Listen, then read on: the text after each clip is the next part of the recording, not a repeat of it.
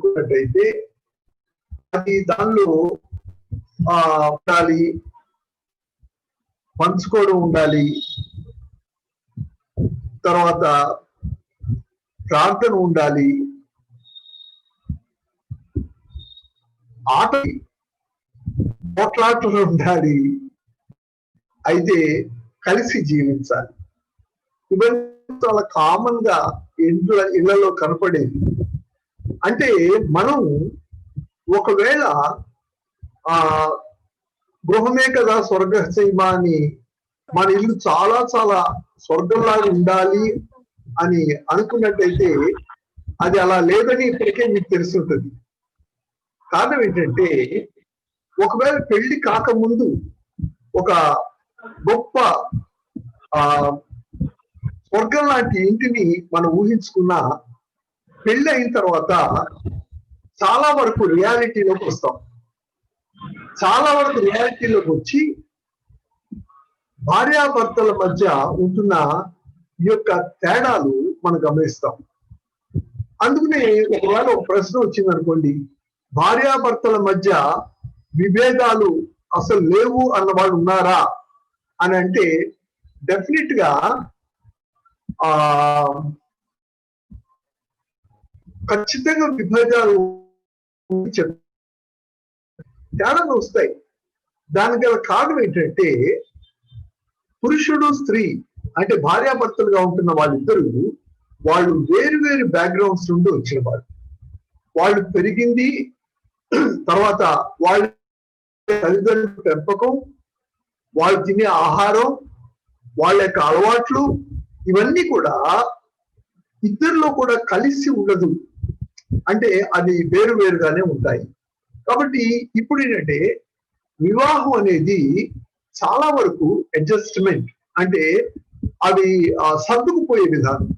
సర్దుకుపోయే విధానం అనేది వివాహంలో చాలా చాలా ప్రస్ఫుటంగా కనపడే విషయం. కాబట్టి ఈ రోజున ఇటువంటి విభేదాలు వస్తే మనం ఎలా దాన్ని మేనేజ్ చేయాలి అనే విషయం గురించి మనం ఆలోచిస్తాం. విభేదాలు మనం అనుకున్నాం కదా, విభేదాలు వస్తాయి అని. అయితే ఒక ఆయన అన్నది ఏంటంటే, బై ఆర్గ్యుమెంట్ యు లూజ్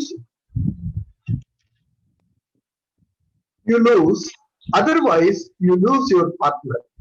అంటే ఒకవేళ మనం ఒక ఆర్గ్యూ చేస్తా ఉంటే, అంటే భార్యాభర్తల మధ్య ఆర్గ్యుమెంట్ వచ్చింది, ఆర్గ్యుమెంట్ చేస్తా ఉంటే ఒకవేళ నువ్వు ఓడిపోతే ఓడిపోవచ్చు, ఒకవేళ నువ్వు గెలిస్తే నీ పార్ట్నర్ ని నువ్వు పోగొట్టుకున్నట్టు అని. అంటే ఏంటంటే ఏదైనా సరే ఆర్గ్యుమెంట్ అనేది ఏం చేస్తుంటే అల్టిమేట్ గా ఒకరిని గాయపరుస్తుంది.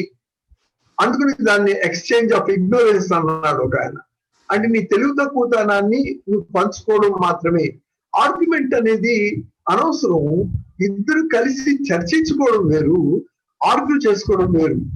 కాబట్టి ఈ యొక్క భార్యాభర్తలు అన్యోన్యంగా ఉండాలంటే ఒకరికొకరు అర్థం, వాళ్ళిద్దరూ కూడా ఒకరికొకరు అర్థం చేసుకుంటూ అన్యోన్యమైన జీవితాన్ని జీవించడానికి మెట్టుగా వెళ్ళాలి.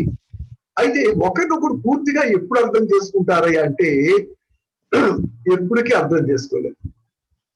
ఒకరినొకరు పూర్తిగా ఎప్పటికీ అర్థం చేసుకోలేరు. ఎప్పుడు కూడా కొంతకాలం అయిన తర్వాత ఒక్కోసారి ఆలోచన వస్తా ఉంటే, ఏంటిది 20 సంవత్సరాలు అయింది మనకు వివాహం అయ్యి, 20 సంవత్సరాలు అయిన తర్వాత కూడా ఇంకా నా భర్త నన్ను అర్థం చేసుకోలేదా, నా భార్య నన్ను అర్థం చేసుకోలేదా అంటే దానికి జవాబు ఏంటంటే అర్థం చేసుకోలేదు. కారణం ఏంటంటే పూర్తిగా అర్థం చేసుకోవడానికి అవకాశం లేదు. మనం పూర్తిగా ఎక్స్పోజ్ కాము, భార్య పూర్తిగా ఎక్స్పోజ్ కాదు. కాబట్టి అర్థం కాని ఏరియా ఎప్పటికీ ఉంటుంది. కాబట్టి అర్థం కాలేదు అన్న విషయాన్ని మనం గ్రహించాలి. అయితే ఎప్పుడు అర్థమవుతుంది అని అంటే ఒక మాట చెప్తారు, మనం చనిపోయిన తర్వాత అర్థమవుతుంది. పరలోక రాజ్యానికి వెళ్ళి ఒకరినొకరు చూసుకుంటా ఉంటే అప్పుడు పూర్తిగా ఒకరినొకరు అర్థం చేసుకోవడానికి అవకాశం ఉంటుంది. కాబట్టి ఈ లోకంలో ఉంటున్నప్పుడు మనం ఎలాగ సర్దుకుని మనం జీవించాలి, మనం ఒకరినొకరు సర్దుకోవడం వల్ల, ప్రేమించుకోవడం వల్ల మనకి జరిగేది ఏంటంటే మనము దేవుణ్ణి ఘనపరిచిన వాళ్ళం అవుతాము. ఆ విషయాన్ని మనం మనసులో పెట్టుకోవాలి. కాబట్టి ఈ రోజున మనం కాన్ఫ్లిక్ట్ మేనేజ్మెంట్ అనే దాని గురించి మనం చూస్తా ఉన్నప్పుడు మీరు స్క్రీన్ షేరింగ్ కి నాకు అవకాశం ఇస్తారండి. స్క్రీన్ షేరింగ్ కి అవకాశం ఇస్తే స్క్రీన్ షేర్ చేసుకుందాం. హోస్ట్ చేశారా? అలాగే ఇచ్చాను చూడండి. ఓకే,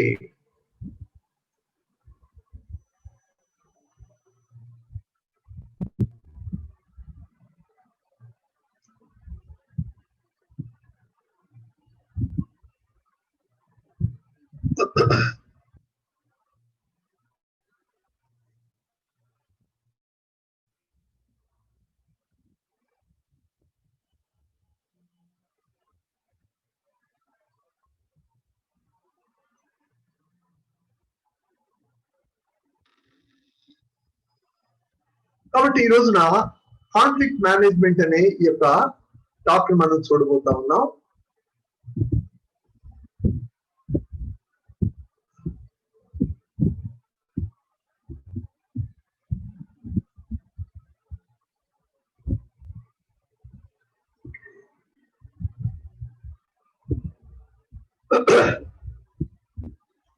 ఈ కాన్ఫ్లిక్ట్ మేనేజ్మెంట్ లో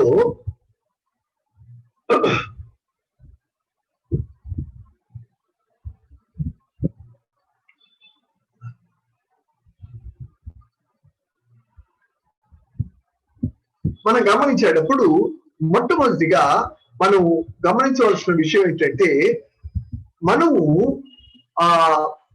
ఎందుకు విభేదాలు వస్తాయి అనే సంగతిని మనం మొట్టమొదటిగా గమనించాలి. ఎందుకు విభేదాలు వస్తాయి అంటే మనం పురుషుడు స్త్రీ వేరు వేరు కాబట్టి. నేను ఈ స్లైడ్ చూపించేది మొట్టమొదటిగా పురుషుడు స్త్రీ అన్నప్పుడు ఎటువంటి తేడాలు ఉంటాయి అనే దానికి మీకు చిన్న అవగాహన ఇవ్వడానికి నేను ప్రయత్నిస్తాను. ఇక్కడ మీరు గమనించండి, ఒకవైపున పురుషుడు ఉన్నాడు, ఇంకోవైపు స్త్రీ ఉంది. మీరు జాగ్రత్తగా గమనించినట్లయితే పురుషుడు 7 రంగులు చూస్తా ఉన్నాడు, స్త్రీ ఇంచుమించుగా ఒక 28, 29 రంగులు చూస్తా ఉంది. అంటే ఎరుపు రంగు పురుషుడు చూస్తే స్త్రీ 2 ఎరుపు రంగులు చూస్తుంది. వైలెట్ ని పురుషుడు చూస్తే 6 రంగులు వైలెట్ ని చూడగలుగుతా ఉంది. ఆ తర్వాత పింక్ లో 4, ఇలా చూసుకుంటా పోతా ఉంటే మీరు గ్రీన్ అని అనుకున్నది ఆవిడ 6 రంగులు దాంట్లో విశ్లేషించగలదు. అలాగే బ్లూ అనుకున్నప్పుడు 4 రంగులు విశ్లేషించగలదు. ఎందుకు ఈ విషయం మనకు తెలియాలి అంటే, మనకెందుకు ఈ యొక్క అవగాహన ఉండాలంటే, ఒకవేళ ఇద్దరు కలిసి షాపింగ్కి వెళ్ళారు. షాపింగ్కి వెళ్తే మీ భార్య ఏమన్నదంటే, నేను ఇది గ్రీన్ శారీ కొనుక్కోవాలండి అని అన్నది. మీకు వెంటనే ఆ యొక్క షాప్ అతను గ్రీన్ శారీ తీసి అక్కడ పెట్టగానే, అరే నా వైఫ్ అనుకున్న గ్రీన్ శారీ వచ్చేసిందే అని అనుకుంటామంటే, నిజానికి ఆవిడికి 6 రంగులు కనపడతాయి కాబట్టి ఆవిడ అనుకున్న గ్రీన్, మీరు అనుకుంటున్న గ్రీన్ అది కరెక్ట్ కాదు. ఎందుకంటే ఆవిడ అనుకున్న గ్రీన్ ని మీరు ఊహించలేరు. మీకు తెలిసిందలా ఒక గ్రీన్. కాబట్టి ఇప్పుడు ఆవిడ సెలక్షన్ లో డెఫినెట్ గా లేట్ ఉంటుంది. ఎందుకంటే ఆవిడ అనుకున్న గ్రీన్ వస్తే గానీ ఆవిడ తీసుకోదు. ఒక్కొక్కసారి షాప్ అంతా బయట పెట్టించిన తర్వాత బయటకు వెళ్దామండి, ఆ గ్రీన్ లేదు అని అంటారు. అంటే మనకు అర్థం కాదు. ఎందుకంటే ఆవిడ అనుకున్న గ్రీన్ ను మనం అనుకున్న గ్రీన్ తేడా ఉంది. అందుకని ముందు మనం ఒక భార్యని అర్థం చేసుకోవడంలో వాళ్ళకు ఉంటున్న టేస్ట్లు, వాళ్ళకు ఉండే క్యాపబిలిటీస్ వేరుగా ఉన్నాయనే విషయాన్ని మనం గుర్తించాలి. ఒకసారి నా మనవరాలతో నేను మాట్లాడుతూ ఉంటే, మనవరాలు ఏముందంటే, నేనేమన్నానంటే, మనంతా కూడా ఈ మన ఇద్దరం పింక్ డ్రెస్ వేసుకున్నావురా అన్నారు. అంటే ఆ అమ్మాయి అండి, నో తాత, I have mine is the pure pink and yours is reddish pink అంది. ఊరి నాయన అనుకున్నాను. ఎంత 3 ఏళ్ల పాప, 3 ఏళ్ల పాప ఎంత స్పెసిఫిక్ గా ఉందంటే అమ్మాయి మాట, నేను ప్యూర్ పింక్ వేసుకున్నాను, నువ్వు రెడ్డిష్ పింక్ వేసుకున్నావు, నాకు 2 పింక్ లాగే కనపడింది. కాబట్టి మనం మొట్టమొదటిగా అర్థం చేసుకోవాల్సిన విషయం ఏంటంటే స్త్రీ పురుషులు వేరువేరుగా ఉంటారు అన్న విషయాన్ని అర్థం చేసుకోవాలి. అయితే ఇప్పుడు స్త్రీ పురుషులు ఎలాగా వేరుగా ఉంటారు అన్న విషయాన్ని కొద్దిసేపు గమనిస్తే కాన్ఫ్లిక్ట్స్ ఎందుకు వస్తాయి, కాన్ఫ్లిక్ట్స్ ని ఎలాగా మనం జయించగలం అనే దాంట్లో ఇది ఉపయోగపడుతుంది. మొట్టమొదటిగా మనం చూస్తే ఈ యొక్క స్త్రీలు బాగా ఇమోషనల్ గా ఉంటారు. ఇమోషనల్ అంటే ఏంటి? మీరు గమనించినట్టయితే ఏదైనా ఒక చిన్న తగాద వస్తే మొట్టమొదటిగా స్త్రీ గబగబా ఏడ్చేస్తారు. అయితే పురుషుడు తొందరగా ఏడవడు. అన్నంత మాత్రం అతను ఇమోషనల్ గా అతనికి ఫీలింగ్స్ లేవని కాదు, కానీ అతనికి స్త్రీకి వచ్చినంత తొందరగా ఏడుపు రాదు. స్త్రీకి వచ్చినంత సంతోషము, కోపం, దుఃఖం వీటి యొక్క ఫీలింగ్స్ ని ఎక్స్ప్రెస్ చేయడం ఇమ్మీడియట్ గా చేస్తారు, ఎందుకంటే వాళ్ళు ఇమోషనల్ థింకర్స్ కాబట్టి. సరే, మెన్ దగ్గరకు వచ్చేటప్పటికి వీళ్ళు లాజికల్ థింకర్స్. ఎందుకు ఇలా జరిగింది అని అనుకుంటారు. కాబట్టి వాళ్ళు తొందరగా రియాక్ట్ కారు, కానీ స్లోగా ఏంటి పరిస్థితి అనేది అనలైజ్ చేస్తారు. కాబట్టి మొట్టమొదటిగా మనకు ఉంటున్న ఈ తేడాన్ని మనం గమనిస్తున్నాం కదా. ఆ తర్వాత మనం స్త్రీకి ఉంటున్న ఈ యొక్క క్యారెక్టర్ ఏంటంటే నీడ్ టు బి లవ్డ్. అంటే స్త్రీకి ఉన్న ఆ యొక్క లక్షణం ఏంటంటే ఆవిడ ప్రేమను కోరుకుంటది. అయితే పురుషుడు అతడు మరి కోరుకుంటాడు. అంటే స్త్రీ పురుషుడిని మెచ్చుకుంటా ఉంటే పురుషుడికి తెలియకుండా హృదయం ఎంతో సంతోషంగా ఉంటుంది, కానీ స్త్రీకి అయితే నువ్వు ప్రేమిస్తున్నావు అన్నది ఆవిడ తప్పిస్తా ఉంటుంది. ఇప్పుడు గమనించండి, మీరు ప్రేమపూర్వకంగా మాట్లాడకపోతే మీ యొక్క భార్య తన హృదయంలో డిస్సాటిస్ఫాక్షన్ కలిగి ఉంటుంది. అలాగే స్త్రీలు భర్తని అభినందించకపోతే, మెచ్చుకోకపోతే ఆ యొక్క డిస్సాటిస్ఫాక్షన్ పురుషుల్లో ఉంటది. గమనిస్తున్నారా? ఈ యొక్క డిఫరెన్స్ మనకి తెలిస్తే అప్పుడు ఏం చేస్తామంటే డెఫినెట్ గా భార్యతో ప్రేమగా మాట్లాడు. అందుకని ఫార్మర్స్ ఉంటారు, ఐ లవ్ యూ అని చెప్పాయా అంటారు. మనకేమో అలవాట్లేదు. ఐ లవ్ యూ చెప్పినా కూడా ఎబ్బెట్టుగా ఉంటుంది. కాబట్టి ఐ లవ్ యూ చెప్పగల, ఐ లవ్ యూ అనేది చూపించాలి. కాబట్టి మనం ఐ లవ్ యూ అనేది చూపించగలిగితే వాళ్ళు సంతోషపడతారు. అలాగే అమ్మా, మీరు మీ భర్త ఆయన అభినందించేటైతే, అంటే ఉదాహరణకి ఆయన బట్టలు వేస్తున్నాడు, అరే భలే ఉన్నావా నువ్వు అంటే చాలు, వాడికి ఇంకెందుకు నువ్వు పెట్టింది ఎంత సంతోషంగా తింటాడో చెప్పలేదు. కాబట్టి వాళ్ళని అడ్మైర్ చేసినట్టయితే వాళ్ళు తృప్తి పడతారు అన్న విషయం న్యాచురల్ గా దేవుడు పెట్టాడు. ఇదంతా కూడా ఆర్టిఫిషియల్ గా వచ్చింది కాదు, న్యాచురల్ గా దేవుడు పెట్టాడు. అయితే ఇది యాజ్ ఇట్ ఈజ్ గా మనం అందరికీ అప్లై చేయలేము. ఎందుకంటే ఫర్ ఎగ్జాంపుల్ కొంతమంది ఇమోషనల్ గా లేడీస్ ఇమోషనల్ గా ఇమ్మీడియట్ గా రియాక్ట్ అవ్వరు. అలాగే కొంతమంది మెన్ లాజికల్ థింకర్స్ అవ్వరు. కాబట్టి అవి ఎక్సెప్షన్స్. ఇది బ్రాడ్ గా అనేక మందికి ఇది జరిగే వాటిని మనం చెప్తా ఉన్నాం. ఓకే, ఆ తర్వాత స్త్రీలు ఏం చేస్తారంటే వాళ్ళు అన్ని కూడా పర్సనల్ గా తీసుకుంటారు. ఇది మనం గుర్తుంచుకోవాలి. వాళ్ళు పర్సనల్ గా తీసుకుంటారు. ఎందుకు ఈ మాట అంటున్నానంటే చాలా సార్లు ఆ విషయం తెలియక పురుషులు చాలా మరి ఇబ్బందుల్లో పడిపోతా ఉంటారు. ఎందుకంటే ఉదాహరణకి హోటల్లో ఇద్దరు వెళ్ళారు, భోజనం చేస్తా ఉన్నారు. భోజనం చేస్తుంది, అబ్బా ఏం బాగా చేశాడు అని అన్నారు మీరు. అంటే మీ మనసులో ఉన్నది ఏంటంటే వాడు వేసిన వంకాయ ఫ్రై మీరు అదిరిపోటుగా ఉందనే సంగతి మీరు గమనించారు. అయితే వంకాయ ఫ్రై అదిరిపోయింది కదా అన్నారు. వెంటనే మీ భార్య ఎలా తీసుకుందంటే, అంటే నేను చేసే వంకాయ ఫ్రై బాగుండదా, అదిరిపోదా అని అంటే పర్సనల్ గా తీసుకుంటుందని ఇదే ఇప్పుడు మనసులో పెట్టుకోవాలి. అయితే ఏం చేయాలండి? మేము ఓన్లీ మెచ్చుకోకూడదా? మెచ్చుకో, కానీ జాగ్రత్తగా ఉండు. నీ వైఫ్ పర్సనల్ గా తీసుకుంటుంది అన్న విషయాన్ని నువ్వు గుర్తించినట్టయితే అప్పుడు జాగ్రత్తగా, అంటే ఒక రకంగా చెప్పాలంటే ఒళ్ళు దగ్గర పెట్టుకుని మాట్లాడతారు. కారణం ఏంటంటే ఇటువంటివే లేనిపోని రసాబస అవుతుంది. కాబట్టి ముందు పరిస్థితి తెలుసుకోండి. పర్సనల్ గా తీసుకుంటారు అనే విషయాన్ని తెలుసుకోండి. అందుకని కంపేర్ చేసేటప్పుడు ఎవరో ఆ అమ్మాయి భలే అందంగా ఉంది కదంటే నేను లేనా, అమ్మాయి భలే మాట్లాడింది కదా నేను మాట్లాడలేదా అంటే పర్సనల్ గా తీసుకునే యాటిట్యూడ్స్ ఉంది. కాబట్టి కొంచెం జాగ్రత్తగా మాట్లాడటం అనేది మనం నేర్చుకుంటే అప్పుడేమవుతుందంటే భార్యాభర్తల మధ్య విభేదం రావడానికి అవకాశాలు తగ్గుతాయి.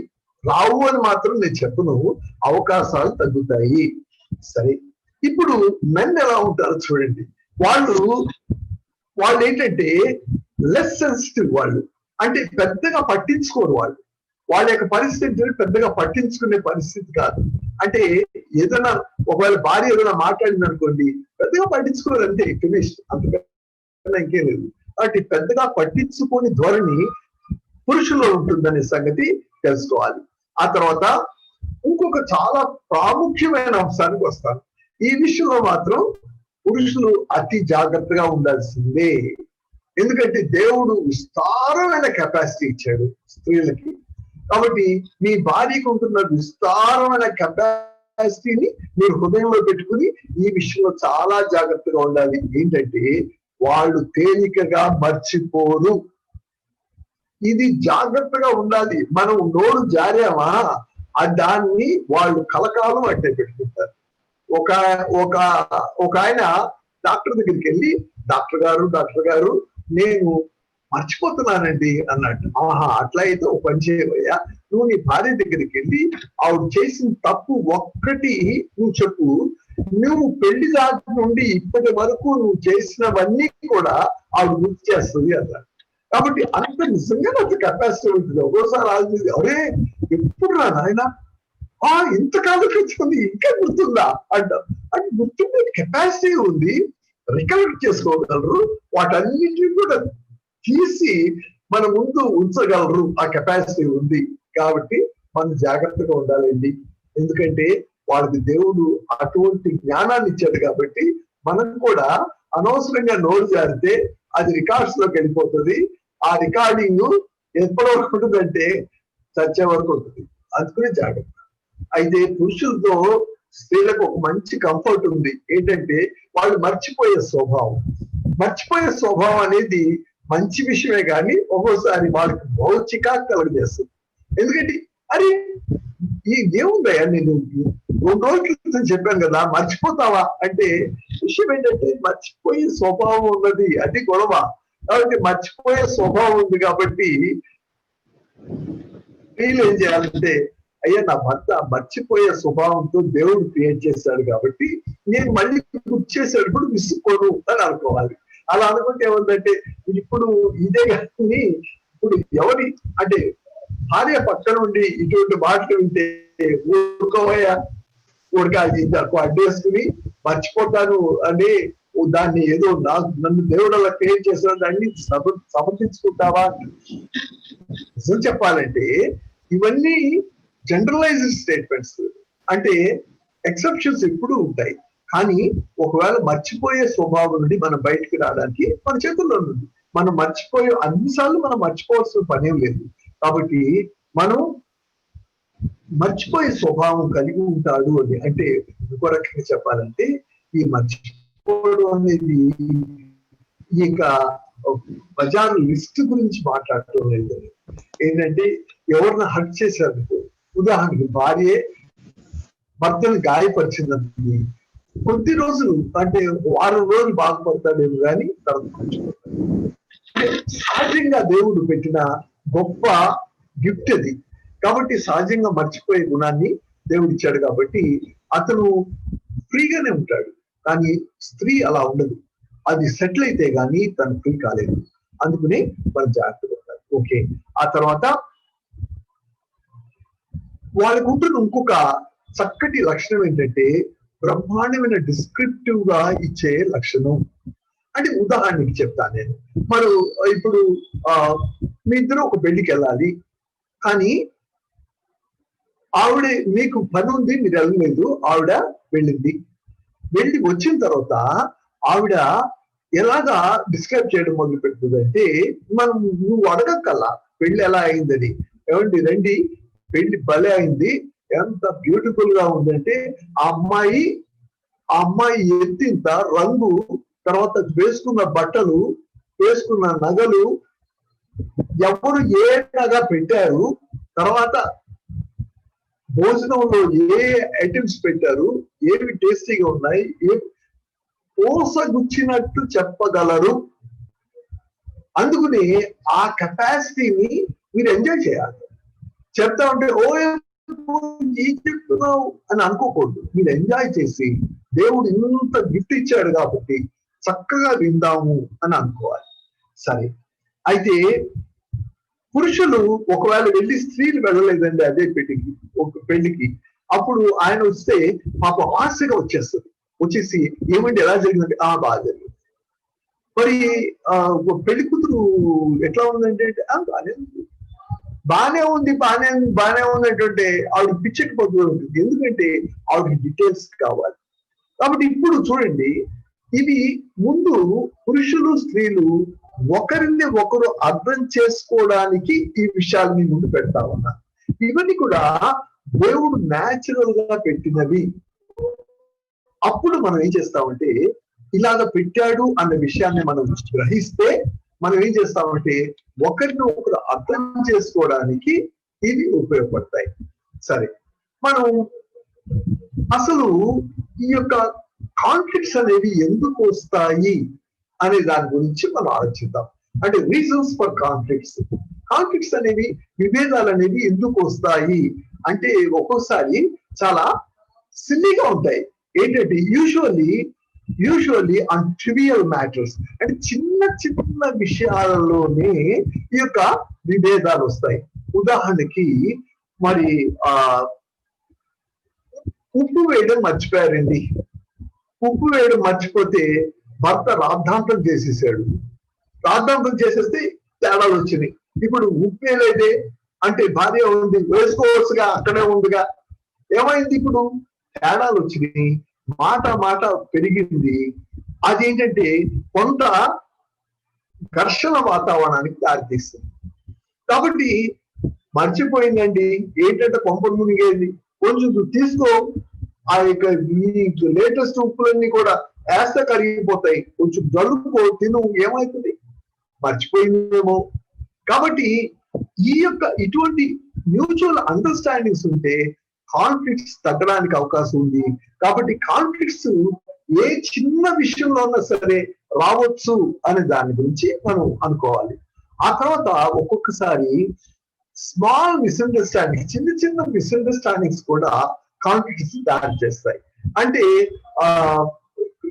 కొన్ని యూజువల్ గా ఇటువంటి నేను చెప్తా ఉంటాను, వాటిని మీరు చాలా యాడ్ చేసుకోవచ్చు.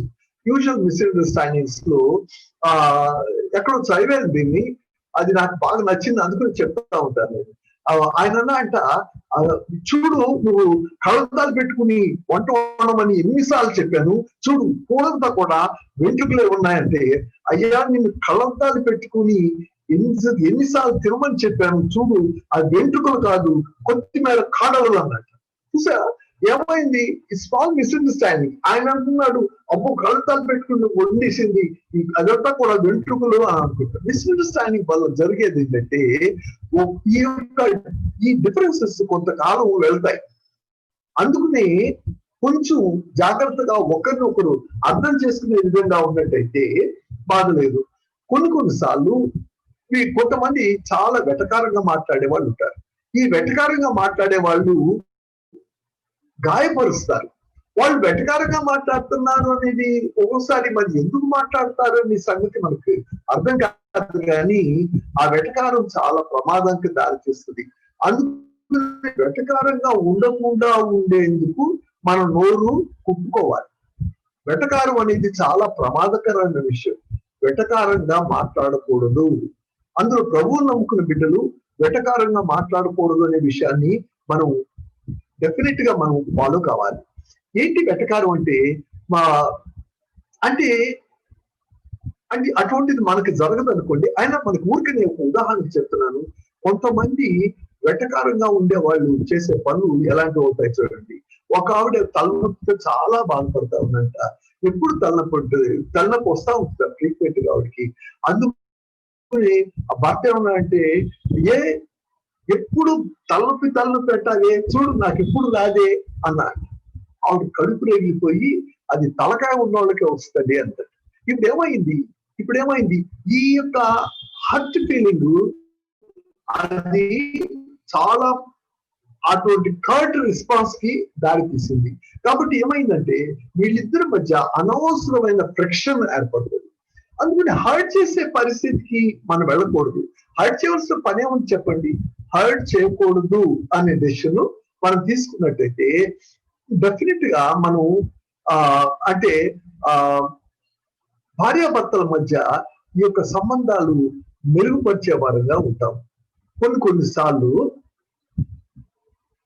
ఇన్సెన్సిటివ్ కామెంట్స్, తర్వాత ఇన్ఎబిలిటీ టు అడ్జస్ట్, ఇటువంటివి అనవసరమైన కామెంట్స్, ఆ తర్వాత అడ్జస్ట్మెంట్స్ దగ్గర సరిగా అడ్జస్ట్ కాకపోవడం అనే దాని గురించి మనం ఆలోచించినట్టయితే, ఉదాహరణకి పడుకున్నారండి, పడుకుంటే మీకు ఫుల్ గా ఫ్యాన్ పెట్టుకోవాలని అనిపించింది. మీ భార్యకి జలుబుగా ఆయాసంగా ఉండి అది ఫుల్ గా పెట్టుకోకూడదు, స్లోగా పెట్టండి అన్నది. తేడా వచ్చేసింది. ఎందుకంటే మీకు ఫుల్ గా కావాలి, ఆవిడకము 1 లో కావాలి. ఎందుకు? ఆవిడకి హెల్త్ కండిషన్ అలా ఉంది. ఇప్పుడు ఆలోచించండి, ఇప్పుడు ఎవరు అడ్జస్ట్ కావాలి? ఎవరైతే హెల్త్ కండిషన్ బాగాలేదో వాళ్ళకి మనం ప్రిఫరెన్స్ ఇవ్వాలి. కాబట్టి అడ్జస్ట్ అవ్వాల్సింది మనమే.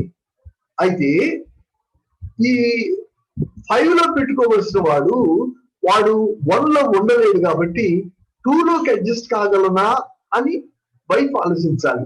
కాబట్టి వీళ్ళిద్దరు కూడా ఒక కాంప్రమైజింగ్ కి రావాలి.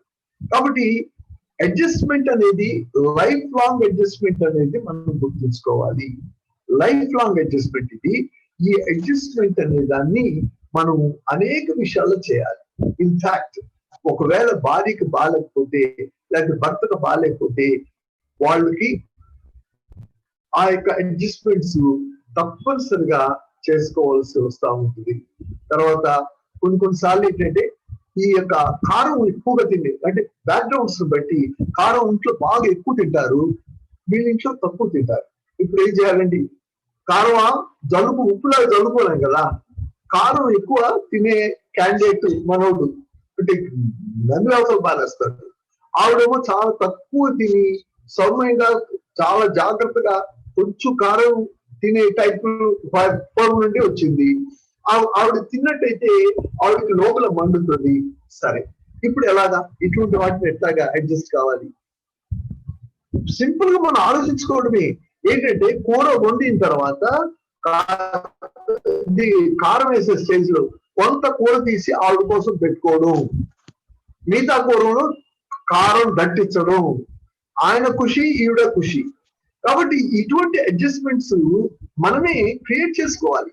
ఎందుకంటే హెల్త్ రీత్యా కారం తినకూడదు, కాబట్టి హెల్త్ రీత్యా మనవాడు ఉప్పు తినకూడదు. ఉప్పు వేసుకోకపోతే కూరకు రుచి రాదు. కాబట్టి ఉప్పు లేని ఆ యొక్క కూరను తీసి ఒక చిన్న డిష్ లో పెడితే హ్యాపీగా తింటాడు ఆయన. మీరు ఉప్పు వేసుకుని మీరు పిల్లలు సంతోషంగా తినండి. ఇది అంతేగాని మొత్తానికి ఉప్పు లేకుండా అందరూ తిన్నట్టయితే లేనిపోని కాంప్లికేషన్స్ వచ్చి జబ్బులు చేస్తాయి. ఉప్పు సఫిషియెంట్ గా వేసుకోవాలి. అయితే బీపీ ఉన్నవాడు తగ్గించాలి.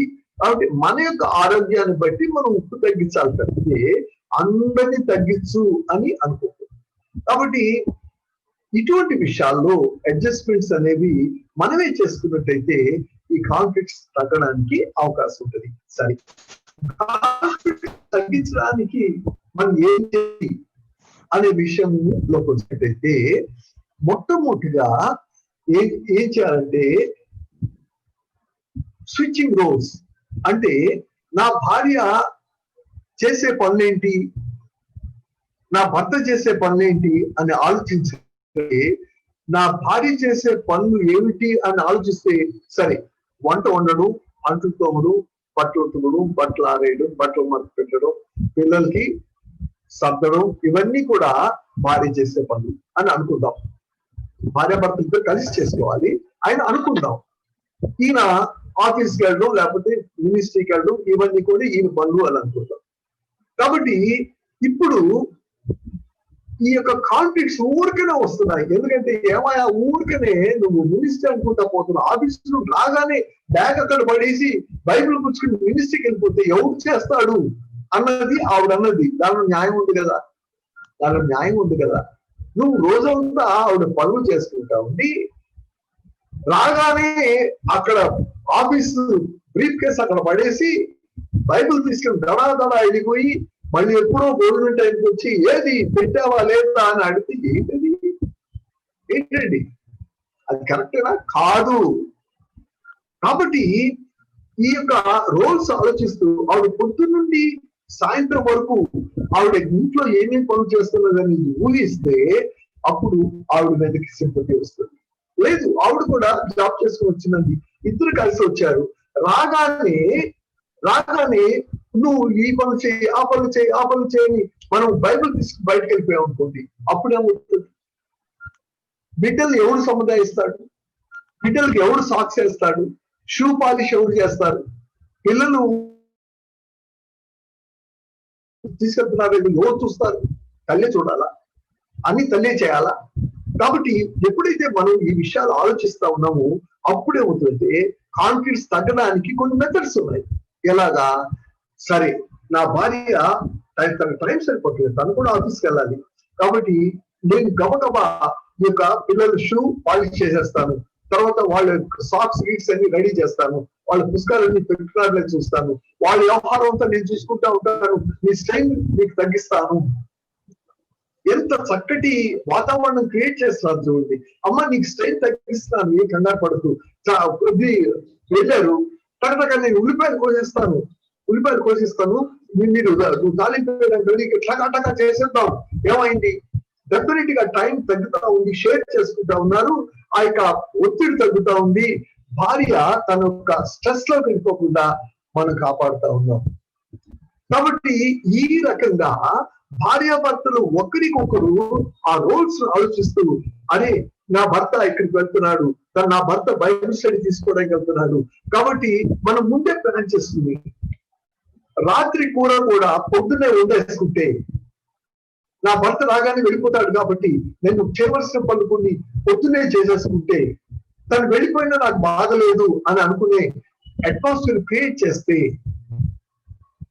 అప్పుడు అతను కూడా కంఫర్టబుల్ గా ఉంటాడు. కాబట్టి ఇద్దరు ఒకరికొకరు ఈ యొక్క రోల్స్ ఆలోచించి ఒకరికొకరు సహాయం చేసుకున్నట్టయితే ఈ కాన్ఫ్లిక్ట్స్ తగ్గడానికి అవకాశం ఉంది. కాబట్టి కాన్ఫ్లిక్ట్స్ తగ్గడానికి వాళ్ళ యొక్క రోల్స్ గురించి ఆలోచిస్తూ వాళ్ళ రోల్స్ లో మనం కూడా ఆ యొక్క పనులు చేయాలి అన్న ధోరణి మనం చూసినట్టయితే డెఫినెట్ గా కాన్ఫ్లిక్ట్స్ తగ్గుతాయి. కాన్ఫ్లిక్ట్స్ అనేవి మస్ట్ కాదు, వస్తాయి, కానీ తప్పనిసరిగా రావాలనేది ఏం లేదు.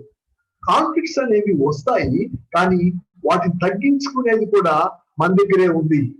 కాబట్టి వాటిని రాకుండా చూసుకునేది కూడా మన దగ్గరే ఉంది. అందుకని కాన్ఫ్లిక్ట్స్ రాకుండా చూడడం అనేది మన బాధ్యత. వచ్చినప్పుడు వాటిని సరిచేయడం కూడా మన బాధ్యతే. ఆ తర్వాత మనం ఒక్కోసారి ఏమవుతుందంటే కాన్ఫ్లిక్ట్స్ ఇన్వర్టిబుల్ అవుతాయి. ఇద్దరు అరుచుకుంటా ఉన్నారు, ఏదో తేడా వచ్చింది, గట్టిగా అరుచుకుంటా ఉన్నారు. అరుచుకుంటా ఉంటే ఒకరు యాక్చువల్గా రైట్ సైడ్ లో ఉంటారు, ఒకరు రైట్ సైడ్ లో ఉన్న వాళ్ళకి బాగా కోపం వచ్చేస్తా ఉంటది. అయితే విషయం ఏంటంటే డేంజర్ సిగ్నల్ వెలిగింది, అది మనం ఆలోచించాల్సింది. అటు అన్కంట్రోలబుల్ గా ఉండే డేంజర్ సిగ్నల్ వెలగగానే పక్కన ఉన్న వాళ్ళు ఏం చేయాలంటే కూల్ డౌన్ అవ్వాలి, తగ్గాలి. మేము రోషకాలం అని గుంజేసుకుని పోట్లాడుకునేది దానికోసం కాదు. దేవుడు ఆ యొక్క గృహాన్ని ఏర్పరిచింది. నిజం చెప్పాలంటే ఒకటి గుర్తుంచుకోండి, భార్య భర్తలు కొట్టుకోవడం అనేది అంతకన్నా నీచమైనది క్రైస్తవ కుటుంబంలో ఇంకోటి లేదు. భార్య భర్తను కొట్టడం కానీ, భర్త భార్యను కొట్టడం కానీ జరగకూడదు. దానికోసం మనల్ని భార్యాభర్తలుగా పెట్టలేదు. ఒకవేళ భర్త భార్యను కొట్టాడు అంటే అతడు ప్రభువు నమ్ముకున్నాడా లేదా అన్న విషయం ఆలోచించాల్సిందే. ప్రభువు నమ్ముకున్న వాడికి దేవుడు కొట్టే ఆ యొక్క హక్కుని ఇవ్వలా. పైకొచ్చి అవునా అంటే, నువ్వు నీ భార్యని నీ సొంత శరీరం లాగా ప్రేమించవయ్యా అన్నాడు. సొంత శరీరాన్ని ఎవడు గుర్తుకుంటాడండి? సొంత శరీరాన్ని ఎవడు పుంజుకుంటాడు? భయంకరమైన జీవితాలు జీవించే వ్యక్తులు ఉంటే వాళ్ళు మనకు ఆదర్శం కాదు. మనం భార్యాభర్తలు కొట్టుకోవడం అనేది జరిగినట్టయితే బిడ్డలు నాశనం అవుతారు. బిడ్డలు నాశనం అవుతారు, గుర్తుంచుకోండి. ఒక అబ్బాయి ఏమన్నా అంటే, మా అమ్మ నాన్న విడాకులు తీసుకుంటా ఉంటే నేను ఆత్మహత్య చేసుకుందాము అని అనుకున్నాను అన్నాడు. అందుకునే జాగ్రత్త. మన యొక్క జీవితాలు మనము ఇతరులకి సవాలుగా ఉండడమే కాకుండా మన ఎదురుగా బిడ్డలకి రోల్ మోడల్స్ మన యొక్క మాటలు, మనం ప్రవర్తించే ప్రవర్తన ఇదంతా కూడా బిడ్డలకు రోల్ మోడల్స్. మనల్ని బట్టి వాళ్ళు నేర్చుకుంటారు. అందుకునే జాగ్రత్త. మనం జాగ్రత్తగా ఉండవలసిన బాధ్యత మన మీద ఉన్నది. అందుకని ఈ కాన్ఫ్లిక్ట్స్ వస్తాయి కానీ వాటిని డెఫినెట్ గా తగ్గించే వైపుకు వెళ్ళాలి. పెంచే వైపుకు వెళ్ళడానికి వీల్లేదు. పెంచే వైపుకు వెళ్తే ఏమవుతుందంటే విడాకుల్లోకి ఎంటవుతుంది. కాన్ఫ్లిక్ట్స్ ఎప్పుడు చాలా ప్రమాదకరమైనవి. ఎందుకంటే ఈ కాన్ఫ్లిక్ట్స్ వెళ్తే మెల్లిగా విడాకుల్లోకి వెళ్తాయి అన్న విషయాన్ని మనం గుర్తించుకోవాలి. ఒక్కొక్కసారి నో టర్నింగ్ బ్యాక్, మళ్ళీ వెనక్కి తిరగడు. ఎందుకంటే వాడి దోరాడి అంతేనండి, వాళ్ళతో ఆయనతో మాకు అసలు కుదరదండి. ఆయన మనిషి కాదండి, ఆయన మృగం అండి. ఆయనతో నేను ఉండలేనండి. ఆ స్టేజ్కి వెళ్ళిపోతుంది. ఆవిడ గర్భిష్టండి, ఆవిడ నా మాట వినదండి, ఆ స్టేజ్కి వెళ్ళిపోతుంది. ఈ స్టేజ్ నుండి మళ్ళీ తిరిగి తీసుకురావడానికి ఎంతమంది కౌన్సిలర్స్ ట్రై చేసినా కూడా అది జరగదు. ఎందుకంటే ఆల్రెడీ అవి విరిగిపోయిన అద్దం లాంటిగా అయిపోతా ఉన్నాయి. అందుకని డేంజర్ సిగ్నల్స్ ని ఏ టైంలో అయితే మనం గమనించామో ఆ టైంలో తగ్గించేసేయాలి. ఆ టైంలో జాగ్రత్తగా ఉండాలి.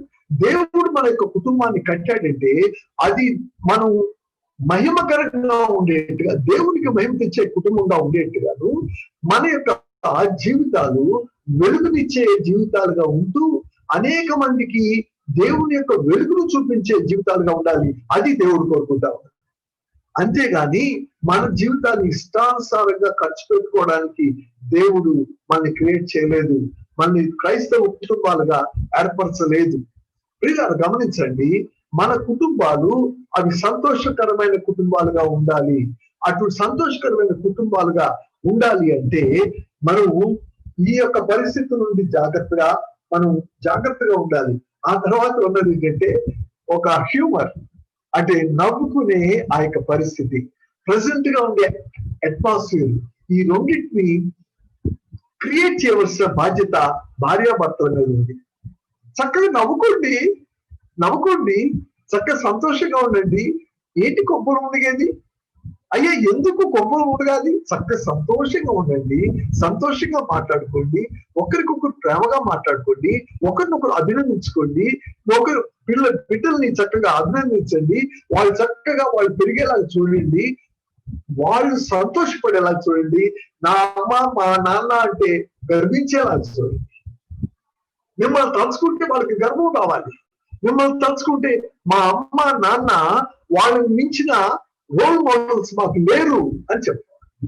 ఇంకో మాట చెప్పాలంటే మీ బిడ్డలకు మీరు స్నేహితులు అవ్వాలి. You must be friends to your children. కాబట్టి ఈ యొక్క హ్యూమరస్ అట్మాస్ఫియర్ అంటే ఊరికి ఎలా కూడా నటించమని కాదు నా ఉద్దేశం. ప్రెసెంట్ అట్మాస్ఫియర్ అంటే చక్కగా ప్రెసెంట్ గా ఉండే పరిస్థితుల్ని సమకూర్చమని. అయితే హ్యూమర్ అనేది కొంచెం జోవెల్ గా మాట్లాడు, కొంచెం సరదాగా నవ్వడు, సరదాగా ఉండే ఆ యొక్క పరిస్థితులు మనం క్రియేట్ చేయడం. అంతేగాని ఎకసికాలకి ఆ విషయాల్లో నేనేం మాట్లాడుతున్నాను. హ్యూమర్ అనేది డ్రై హ్యూమర్ ఉంటుంది, ఎవరినో ఒకటి అవమానపరిచే హ్యూమర్ ఉంటుంది, ఎవరినో ఒకటి గాయపరిచే హ్యూమర్ ఉంటుంది. ఆ హ్యూమర్ ఉంటే మనం నవ్వచ్చు, దాని అవసరం లేదు. కాబట్టి చక్కగా ప్లెజెంట్ మొహం ప్లెజెంట్ గా పెట్టండి, చక్కగా నవ్వు చూపించండి, అదే హ్యూమరు. అయ్యా మన మొహం ప్లెజెంట్ గా సంతోషంగా ఉంటే భార్య గాని భర్త గాని అదే సగం హ్యూమర్, అదే సగం సంతోషం. అటు సంతోషకరమైన వాతావరణాన్ని క్రియేట్ చేయడం అనేది మనం చూడాలి. ఆ తర్వాత థింక్ పాజిటివ్. ఒక్కొక్కసారి విషయాలు ఏంటంటే తప్పు చేసినట్టుగా కనపడుతుంది, ఒక్కోసారి మన యొక్క కోపాన్ని అన్యాయంగా ప్రకటించే పరిస్థితులు, అన్యాయంగా మనం ఎక్స్పోజ్ చేసే పరిస్థితులు ఉండొచ్చు. అందుకని మనం నిజమే కదా అని ఆలోచిస్తే పరిస్థితులు వేరుగా ఉంటాయి. అవును కదా, నిజమే కదా అని ఆలోచిస్తే పరిస్థితులు వేరుగా ఉంటాయి. రీడర్స్ డైజెస్ట్ లో దీని గురించి ఒకటి చిన్న చదివాను. ఆయనంట గెస్ట్ రమ్మని చెప్పాడు. గెస్ట్ రమ్మని చెప్పి ఆయన ఆఫీస్కి వెళ్ళిపోతే ఆఫీస్ లో మేనేజర్ బాగా తిట్టి ఎక్స్ట్రా వర్క్ ఇచ్చి హడావులు చేసి పడేస్తున్నాడు. మాకు అతను సామాన్లు తెస్తాను చెప్పాడు, కానీ అతను వెళ్ళడానికి కూడా అవకాశం మేనేజర్ కదా. ఇందులో భార్య ఫోన్ చేసి ఏమండి ఇంకా తేలేదే, నేను రెడీ చేయాలి కదా అని. ఆ మేనేజర్ తిట్టిన కోపవంతుడితో భార్యను తిట్టిపడేసి అసలు ఆవిడకేం అర్థమై ఉండదు. ఇదేంటిది, గెస్ట్లు నువ్వు పిలిచావు, నువ్వు వంట వండమన్నావు, తెస్తా అన్నావు, తేలేదు, నువ్వు నన్ను తిడతావేంటి? ఎంత భయంకరమైన పరిస్థితి కదా. ఇప్పుడు అతను కాసేపు కూర్చుని బ్రెయిన్ కూల్ అయిన తర్వాత వాడు అంటే ఆ మేనేజర్ తిట్టిన తిట్లకి భార్య ఫోన్ చేయగానే తిట్టాడే గాని ఇప్పుడు అర్థం చేసుకుంటుంది ఏంటంటే, అరే నేను ఎంత తప్పు చేశాను. ఎందుకంటే ఆవిడ ఏం చేసింది, నేను గెస్టులు పిలిచాను, నేను వండమన్నాను, నేను తెస్తా అన్నాను, నేను తేలేదు, నాది తప్పు అని మళ్ళీ ఫోన్ చేసి నన్ను క్షమించు, మా మేనేజర్ నన్ను తిట్టాడు, దాని మీద ఆ బాత్ నీ మీద కసుకున్నా, నన్ను క్షమించు, నేను తెస్తాను, మనం కొంచెం లేట్ కన్నా సరే మనం వండి పెడదాము, లేకపోతే బయట హోటల్ నుండి తెస్తాను, దయచేసి నువ్వు ఆందోళన పడద్దు. న్యాచురల్ గా ఇది థింకింగ్ పాజిటివ్. కాబట్టి పాజిటివ్ గా థింక్ చేస్తూ ఆ కాన్ఫ్లిక్ట్ అక్కడికక్కడ దాన్ని తగ్గిపోయేలా చేసే బాధ్యత భార్యాభర్తలు ఇరువురి మీద. భర్తే తప్పు చేస్తాడు కాదు, భార్య తప్పు చేస్తారు కాదు, ఎవరు తప్పు చేస్తే వాళ్ళు దాన్ని సరైన రీతిలో సెటరేట్ చేసుకునే బాధ్యత ఉంది అన్న విషయాన్ని మాట్లాడుతూ ఉన్నారు. ఆ తర్వాత చాలా చాలా ప్రాముఖ్యమైన విషయం ఏంటంటే క్షమించమని అడగడం. చాలా కష్టతరమైనది, చాలా ప్రాముఖ్యమైనది క్షమించమని అడగడం. తప్పు చేస్తే క్షమించమని అడుగు. ఒక్కోసారి క్షమించమని అడగడం చాలా కష్టం. ఒక ఆయన అన్నాడు, ఇలాగే క్షమించమని అడగమని చెప్తా ఉంటే, ఆ సార్ ఇంగ్లీష్ లో నా, తెలుగులో నా అన్నాడు. ఇంగ్లీష్ లో సారీ చెప్తే సరిపోతే, చిన్నప్పటి నుండి సారీ నేర్పించారు, తెలుగులో క్షమించమన్న చాలా కష్టమండి. కరెక్ట్, క్షమించమని కొన్నిసార్లు ఐ లవ్ యూ అని చెప్పడం మనకి ఎలా అలవాట్లేదు, క్షమించమని చెప్పడం కూడా అలవాటు లేకపోవచ్చు. అయితే మన యొక్క జీవితంలో ఆ క్షమాగుణాన్ని మనం చూపించే, అంటే క్షమించమని అడిగే ఆ యొక్క యాటిట్యూడ్ చూపిస్తే చాలు. అంటే మనం చేసిన తప్పుకి మనం పశ్చాత్తాప పడుతున్నాము అన్న విషయం ఎదుటోళ్ళకి తెలిస్తే చాలు. అప్పుడు ఏమవుతుందంటే, మన యొక్క పరిస్థితి ఏమవుతుందంటే, ఈ కాన్ఫ్లిక్ట్స్ ని తగ్గించే పరిస్థితి ఏర్పడుతుంది. ఈ కాన్ఫ్లిక్ట్స్ ని తగ్గించే దానిలో ప్రాముఖ్యమైన విషయం ఏంటంటే ఈ ఫర్గివ్నెస్. క్షమాపణ అడగడం, క్షమించడం రెండు. క్షమాపణ అడగడం ఒకటైతే, క్షమించే మనసును కలిగి ఉండడం రెండు. తప్పులు అనేవి ఎవరన్నా చేస్తారు. తప్పులు అనేవి చేసినప్పుడు ఈ క్షమాపణ అనేది ఏం చేస్తుంటే అది కుటుంబాలను నిలబెడుతుంది. యేసు ప్రభు వారు మన గురించి ఆయన, మన యొక్క పాపాల గురించి ఆయన శిలువ మీద మరణించాడు. మన పాపాన్ని ఆయన క్షమించాడు. కాబట్టి ఆ క్షమాగుణాన్ని ఆయన శిలువ మీద కూడా చూపించాడు. వీరేమి చేయుచున్నారో మీరు ఎరుగరు గనుక వీరిని క్షమించు అని శిలువ మీద నుండి ఆయన ప్రార్థన చేశాడు. కాబట్టి క్షమాపణ అనేది యేసు ప్రభు వారు మనకు నేర్పించింది. ఒకవేళ మనమే గాని క్షమించకపోతే దేవుడు ఏమన్నా అంటే మీ యొక్క పాపాలు కూడా క్షమించబడవు అన్నాడు. అది చాలా కఠినమైన మాట. ఎందుకంటే మనం క్షమించకపోతే దేవుడు అంటున్నాడు, నేను కూడా నేను క్షమించను. కాబట్టి హెచ్చరిక తీసుకో, నువ్వు క్షమించాలి, క్షమించే గుణాన్ని కలిగి ఉండాలి. కాబట్టి క్షమించే గుణం ఏదై అంటే దేవుని యొక్క గుణం. దేవుని యొక్క గుణం ఏంటంటే క్షమించడం. అందుకుని ఈ క్షమించే గుణాన్ని మనం కలిగి ఉన్నట్టయితే మనం ఈ యొక్క కుటుంబాల మధ్య ఈ యొక్క విభేదాలు తగ్గుతాయి. ఆ తర్వాత బ్యూటిఫుల్ స్టేట్మెంట్ చూడండి. The same sun that hardens the clay melts the ice. సూర్యుడు ఒకటే. సూర్యుడు రెండు రకాల పని చేస్తున్నాడు. ఒకటి, అక్కడ ఐస్ పెడితే దాన్ని కడ తీసేస్తున్నాడు. అదే గాని ఒక మట్టి శుద్ధని, రాగితో చేసిన ఒక మట్టి శుద్ధని పెడితే రాయలాగా గట్టిగా అయ్యేలా చేస్తాడు. అంటే మనము మన హృదయాన్ని ఆ యొక్క రాతిలాగా చేసుకోగలమా, లేకపోతే ఐస్ లాగా కరగతీసి దాన్ని ఆ యొక్క ప్రాబ్లం సాల్వ్ చేసే వైపుకి వెళ్తామా? సన్స్ ఏమి కానీ యాటిట్యూడ్స్, రిజల్ట్స్ డిఫరెంట్ గా ఉంటున్నాయి. కాబట్టి ఈ పరిస్థితుల్లో మనం ఆ యొక్క ప్రాబ్లం ని సాల్వ్ చేయడానికి ప్రయత్నం చేస్తామా, ఆ ప్రాబ్లం ని హార్డెన్ చేస్తూ దాన్ని సాగదీయడానికి ప్రయత్నిస్తున్నామా అనే దాని గురించి మనం ఆలోచించుకోవాలి. సరే, ఆ తర్వాత ఇప్పుడు ఈ యొక్క మనుషుల్లో ఉంటున్న కొన్ని రకాల మనుషుల్ని నేను ముందు ఉంచుతాను. ఎందుకంటే మనం మనుషుల యొక్క పరిస్థితిని తెలుసుకున్నప్పుడు కొన్నిసార్లు అర్థం చేసుకోవడానికి అవకాశం ఉంది. ఇప్పుడు మొట్టమొదటి స్లైడ్ ని చూపించినప్పుడే మీకు అర్థం అయిపోతుంది. ఏంటంటే దీనిలో ఈ కాన్ఫ్లిక్ట్స్, ఇప్పుడు మా జనరల్ కాన్ఫ్లిక్ట్స్ గురించి మాట్లాడుతున్నాను. దీనిలో విభేదాలు ప్రతి ఇంట్లో ఉండేవే. మనం మానవ మాత్రలు, ఇది భార్యాభర్తల మధ్య సంబంధాలు మెరుగుపడడానికి కూడా ఈ యొక్క కాన్ఫ్లిక్ట్స్ ఉపయోగపడతాయనే స్టేట్మెంట్ ఓసారి జనాలకు అర్థం కాదు.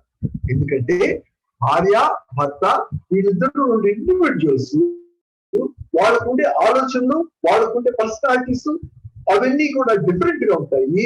అయితే ఒకరికి ఒకరు అర్థం చేసుకోవడానికి, వాళ్ళ యూనిటీ పెరగడానికి కూడా ఈ కాన్ఫ్లిక్ట్స్ సహాయపడతాయి. వీళ్ళరా అందుకుని ఈ కాన్ఫ్లిక్ట్స్ అనే వాటిని భయంకరమైన వాటిగా చూడొద్దు. కారణం ఏంటంటే ఈ కాన్ఫ్లిక్ట్స్ అనేవి అవి న్యాచురల్ గా వచ్చాయి. కాబట్టి ఒకరిని ఒకరు అర్థం చేసుకుంటూ, ఓహో ఇదా పరిస్థితి, కాబట్టి నా భర్తకి ఇది ఇష్టం లేదనమాట, సరే నేను సర్దుకుంటాను, నా భార్యకి ఇది ఇష్టం లేదనమాట, సరే నేను సర్దుకుంటాను అని ఈ సర్దుకునే యాటిట్యూడ్ రావడానికి ఈ యొక్క కాన్ఫ్లిక్ట్స్ సహాయపడతాయి. ఆ తర్వాత ఇప్పుడు కొన్ని రకాల మనుషుల్ని మీ ముందు ఉంచుతారు. ఇప్పుడు ఇది చూస్తుంటేనే మీకు అర్థమైపోతుంది. ఏంటంటే ముడుచుకునే నైజం. కొంతమంది ఏం చేస్తారంటే కబుక్కుని వాళ్ళకి ఏదైనా తేడా వచ్చింది అనుకోండి, భార్యాభర్తల మధ్య తేడా వచ్చింది, తేడా రాగానే వాళ్ళు ఏం చేస్తారంటే తక్కువని కామ్గా ఉంటారు. ఇక మాట్లాడకుండా ఆఫీస్ కూర్చొని వర్క్ చేసుకుంటాడు. మాట్లాడంటే ఫినిష్ మాట్లాడు, బయటికి ఏమంటూ కోపం ప్రదర్శించడు. తర్వాత ఓసారి మొదలు తీసుకుని మంచమే పడుకుంటాడు. అది ముడుచుకునే నైజు. మీరు తాబేలు చూసే ఉంటారు కదా, తాబేలు ఊరికి కలపండి ఏం చేస్తుంది, కాళ్ళు చేతులు తలకాయ అన్ని లోపలికి పోయి ముడుచుకుపోయి అన్ని బాగుంటాయి తప్పితే అది తలకాయ బయట పెట్టదు. అందుకు దీన్ని తాబేలు లాంటి నైజం ఉంటారు, ముడుచుకుపోయే నైజం. ఒక్కసారి భార్యాభర్తలు మీరు ఒక్కసారి చూసుకుని ఈ ముడుచుకుపోయే నైజం మీ ఇద్దరిలో ఎవరికైనా ఉందా? అయ్యో, ఇప్పటికే కనపడతా ఉన్న నవ్వుకుంటున్నారు కదా. అవును, ఈ ముడుచుకుపోయే నైజం వాళ్ళు ఉన్నారు. ఉదాహరణకి నేను కూడా ముడుచుకుపోయే నైజం. ఇంట్రావర్డ్స్ అని అంటారు వాళ్ళు. అందుకనే ఇంట్రావర్డ్స్ ని వాళ్ళు బయటికి కనపడరు, కోపాన్ని ప్రదర్శించరు. అయితే అది ఏమన్నా పాపమా? పాపం కాదు, దేవుడిచ్చిన స్వభావం.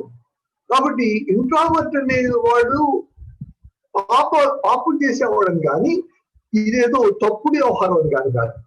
అయితే ఇంట్రావర్ట్ ని మీరు గుర్తించినప్పుడు ఇంట్రావర్ట్ గా ఉంటారు, ఇటువంటి నైజం కలిగిన వాళ్ళు ఉంటారు అని అర్థం చేసుకోవడానికి మాత్రమే మేము ముందుంచుతున్నారు. అయితే నేను ఇంట్రావర్ట్ అని చెప్పిన తర్వాత ఒక భయంకరమైన ఎగ్జాంపుల్ మీ ముందు ఉంచడానికి నాకు భయంగానే ఉంది. కానీ ఏంటంటే ఇంట్రావర్ట్ అర్థం చేసుకోవడానికి మాత్రమే దీన్ని పెడతా ఉన్నారు. అందరూ అటువంటి వాళ్ళు కాదు, ఇంట్రావర్ట్స్ అందరూ కూడా అటువంటి వాళ్ళు కాదు. మీకు మొదటి రాజులు 21వ అధ్యాయంలో 4వ వచనంలో అహాబు గురించి రాజు ఉంటుంది. ఆయన ద్రాక్ష తోట కొందాం అనుకున్నాడు. ఆయన ద్రాక్ష తోట అమ్మనన్నాడు. అమ్మనంటే ఇతను వెంటనే ఏం చేశాడంటే ముడుచుకుపోయి మంచం మీద ముడుచుకుని ఎవరితో మాట్లాడకుండా బొమ్మపోతు పెట్టుకుని పడుకుని ఉన్నాడు. భార్య యజమాని వచ్చింది, ఏంటి పరిస్థితి అని అన్నాడు. అని నువ్వు రాజువేనా, అసలు నువ్వు ఏంటయ్యా, నీ కింద వాడున్నాడు, నువ్వు అది వాడిని గురించి నువ్వు భయపడతావేంటి, వాడిని గురించి మది అవుతావేంటి అని అన్నాడు. కాబట్టి ముడుచుకుపోయే నైజాన్ని అహాబు ద్వారా పెట్టినందుకు అహాబు లాంటి వాళ్ళందరూ ముడుచుకుపోయే నైజం అని అనుకోకండి. కేవలం ముడుచుకుపోయే నైజాన్ని మాత్రం చూపించారు. సరే, ఆ తర్వాత ఇంకొక నైజాన్ని చూపిస్తాను. ఇది నేనే గెలవాలి అనే నైజం. దీన్ని షార్ట్ లైఫ్ ఇది అంటారు, షార్ట్ లైఫ్ పీపుల్ అని అంటారు. అంటే ఎదుటి వాడిని కొరికి పారిసే వ్యవహారం అన్నమాట. ఇది వాదంలో నేనే గెలవాలి, సంబంధానికి తక్కువ ప్రాధాన్యత, సొరచాపలా కొరికే స్వభావం, దీనివల్ల సంబంధాలు చెడిపోతాయి. వీటిని జనరలైజ్ గా తీసుకోకండి. ఇది జనరల్ గా అతనుకున్న నైజం గురించి మాట్లాడుతున్నాను. అయితే నేను చెప్పే ఉదాహరణలు కొన్ని మీకు అసలు అర్థం అవుతాయి. వీళ్ళు ఇదే నేనే గెలవాలి అనే నైజాము ఒక మంచి లీడర్ కూడా ఉండే నైజమే. గుర్తుంచుకోండి, ఒక మంచి లీడర్ ఉండే నైజం ఇది. అట్ ది సేమ్ టైం ఆ లీడరు దాన్ని మంచికి ఉపయోగిస్తున్నాడా, చెడుకు ఉపయోగిస్తున్నాడా అనేది ప్రాముఖ్యం. సరే, ఇక్కడ చూద్దాం. ఇప్పుడు ఇంతకు ముందు నేను చెప్పినట్టుగా అహాబు జెజబెల్ రాని వచ్చింది, కోపడింది, నీకేమో దాన్ని వచ్చింది, చక్కగా అతన్ని చంపించింది, ఆ యొక్క ద్రాక్ష తోట తీసుకొచ్చి ఇతనికి ఇప్పించింది. కాబట్టి అదేంటంటే అగ్రెసివ్ గా ఉంది. అతను అమ్మను అన్న ద్రాక్ష తోటని రాజుకి ఇప్పించి ఏర్పాటు చేసింది. కాబట్టి అగ్రెసివ్నెస్, దాంట్లో వికెట్నెస్ చూపించింది. కానీ అన్ని చోట్ల వికెట్నెస్ ఉండాల్సిన పడలేదు. పౌలు కూడా అగ్రెసివ్. పౌలు యేసు వారిని నమ్ముకోక ముందు ఆయన క్రైస్తవుని చంపడం అనేది ఆయన చేశాడు. అయితే యేసు వారిని నమ్ముకున్న తర్వాత అదే అగ్రెసివ్నెస్ యేసు ప్రభుని ప్రకటించడంలో చూపించాడు. కాబట్టి లీడర్కు ఉండే ఒక లక్షణం అగ్రెసివ్నెస్. ఈ అగ్రెసివ్నెస్ అది దేనికి ఉపయోగపడుతుంది అంటే వికెట్ ఏరియాకి ఉపయోగపడుతుందా, లేకపోతే మంచికి ఉపయోగపడుతుందా అన్న విషయాన్ని మనం చూడాలి. కాబట్టి ఇది ఒక నైజం. కాబట్టి గుర్తుంచుకోండి, మీ ఇంట్లో భార్య కానీ భర్త కానీ వాళ్ళు హైలీ డిసిప్లైన్డ్ పీపుల్ అనుకోండి. అంటే ఒక రకంగా చెప్పగానే ఆయన రాగానే భార్య పిల్లలు వణుకుతా ఉంటారు అని ఎవరి గురించి అని చెప్పారు అనుకోండి. అసలు ఏదన్నా చూస్తే అసలు తట్టుకోలేడు, విపరీతమైన కోపం, తిట్టేస్తాడు, అది ఇదని అంటున్నారు అనుకోండి. అది ఈ షార్ట్ లైఫ్ నైజం అనమాట. అది అటువంటి వాళ్ళు ఎవరన్నా ఉన్నారా అండి? అటువంటి వాళ్ళు ఎవరన్నా ఉన్నారా అంటే నేను చెప్పిందే వేదం, అది జరగాల్సిందే అని ఆ యొక్క మెంటాలిటీ ఎవరికైనా ఉందా అండి?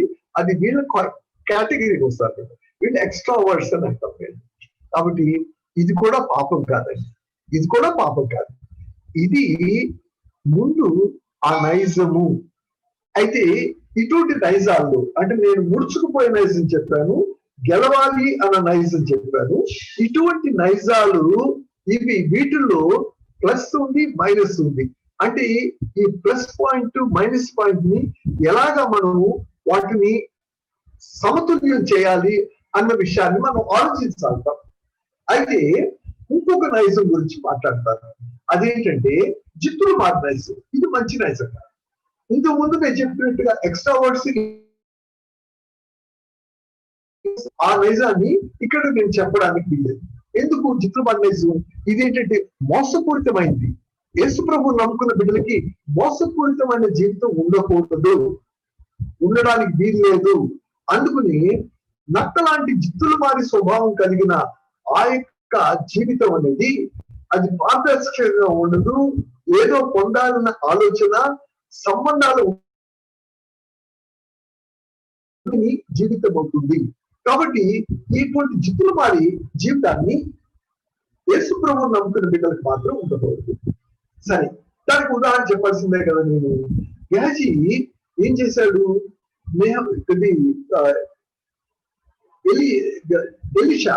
ఎలీషా న్యాయమానికి కుష్ఠరోగాన్ని తగ్గిస్తే ఇది ఏం చేశాడు? ఆయన ఏదో బహుమతిని తలుచుకుంటే నాకు అక్కలేదు పొమ్మన్నాడు. ఆయన వెళ్ళిపోతా ఉంటే గేహజీ గుండె టగా టగా టగా టగా కొట్టుకుంది. అయ్యో బోళ్ళంత ఇస్తా అన్నాడు, మా గురువు గారు అవసరంగా పెట్టారు. పరిగెత్తుకుంటే అండి, అయ్యా ఇప్పుడే వచ్చారు గెస్టులు, వాళ్ళకి కొంచెం తెమ్మన్నాడు అని జిత్తులు మారి నైజంలో అక్కడ కొంత డబ్బులు సంపాదించుకు తీసుకెళ్లి దాచుకున్నాడు. అది జిత్తులు మారి నైజం అంటే. కాబట్టి అటువంటి నైజం అనేది ప్రభు నమ్ముకున్న బిడ్డలకి ఉండకూడదు. ఉన్నట్టయితే కాంప్రమైజ్ అవ్వడం చాలా కష్టం. అంటే మ్యారేజ్ లో ఎక్కడో మిస్టేక్ జరిగిందనమాట.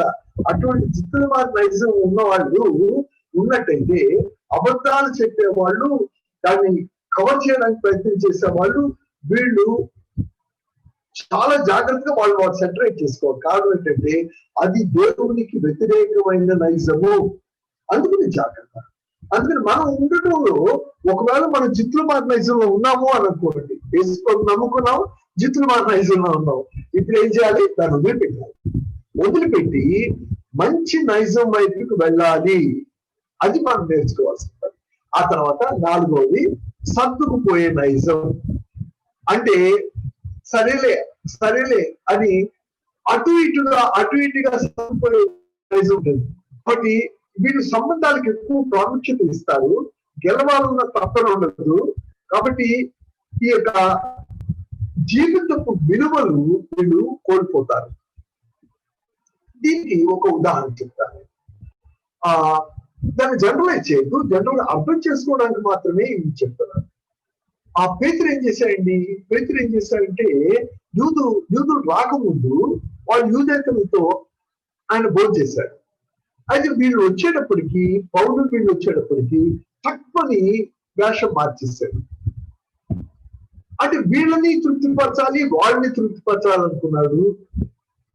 తుక్కు కింద తుక్కాడు. మన పౌలు గారు సామాన్యంగా దింపారు. ఎందుకు ఈ మాట్లాడుతున్నారంటే సర్దుకుపోయే నైజం అనేది కొన్నిసార్లు వాళ్ళని బాధ పెట్టకూడదు అని అనుకోవచ్చు, కానీ దేవుని నామానికి అవమానం తెచ్చే రీతిలో సర్దుకుపోవడం అనేది అప్పుడే సరైన జీవితపు విలువలు కోల్పోతారన్న విషయాన్ని మనం గుర్తించాలి. సరే, ఇప్పుడు ఆఖరిగా ఉంటున్న నైజం ఏంటంటే అది అసలు అటువైపు ప్రయాణం చేయాలి. ఏంటంటే పరిష్కరించే నైజం. అంటే పరిష్కరించే నైజం అనేది ప్రత్యేకంగా ఉండదు. కానీ పరిష్కరించే నైజం అనేది అది చాలా స్టాండర్డ్ గా ఉంటున్న నైజం. అంటే దేవుడికి మహిమించే నైజం. ఇప్పుడు ముడుచుకుపోయేవాడు ఉన్నారండి, ఎటు వెళ్ళాలి? పరిష్కరించే నైజం వైపుకి వెళ్ళాలి. షార్ట్ లైఫ్ గా ఉన్నారండి, నేనే గెలవాలనుకున్నాడు, పరిష్కరించే నైజం వైపుకి వెళ్ళు. జిత్తులు మారిగా ఉన్నాడు, పరిష్కరించే నైజం వైపుకి వెళ్ళు. తర్వాత సర్దుకుపోయే నైజం, అటువైపు పరిష్కరించారు. కాబట్టి అన్ని నైజాలు పరిష్కరించే నైజం వైపుకు వెళ్ళాలి. కారణం ఏంటంటే ఇది మోస్ట్ బ్యాలెన్స్డ్. క్రైస్తవులకు ఉండవలసిన బ్యాలెన్స్ చూడండి. సమస్యను ఎదుర్కోవడం, సమస్య జీవితంలో సహజమని అనుకోవడం, సమస్య ఏంటో చూడడం, అహంకి సంబంధించి చూడడం, ఇద్దరికి మంచి పరిష్కారం చూపించడం. అది అంటే ఇక్కడ అహంని క్రూసిఫై చేయాలి, అహంని సిలువ వేయాలి. ఈ అహం అనేది ఏం చేస్తుంటే భార్యాభర్తల మధ్య ఉంటున్న సంబంధాన్ని బలహీనపరుస్తుంది. మనం గుర్తుంచుకోవాల్సిన విషయం ఏంటంటే భార్యాభర్తల్ని యొక్క సంబంధాన్ని బలహీనపరిచేది అహం. ఈ అహంని ఏం చేయాలంటే సిలువ వేయాలి. ప్రభా నేను కాదు నీవు, ప్రభా నేను కాదు నీవు, నా హృదయంలో ఉండవలసింది నీవు, నేను అంటూ నా అహాన్ని, నా గర్భాన్ని, వీటన్నిటిని కూడా తీసి అవతల పడే. గర్భానికి స్థానం లేదు, అహానికి స్థానం లేదు, అహంకారానికి స్థానం లేదు. ఇటువంటి స్థానం లేని వాటిని స్థానం లేకుండా చేయాలంటే ఆ యొక్క హృదయంలో యేసుప్రభు వారు ఉండాలి. యేసుప్రభు వారు ఉన్నట్టయితే మనకి వీటన్నిటి నుండి విడుదల వస్తుంది. కాబట్టి ఒకవేళ మనం పరిష్కరించే మార్గం వైపు రావాలి అంటే యేసుప్రభు వారిని హృదయంలో ఉంచుకునేట్టుగా ఉండాలి.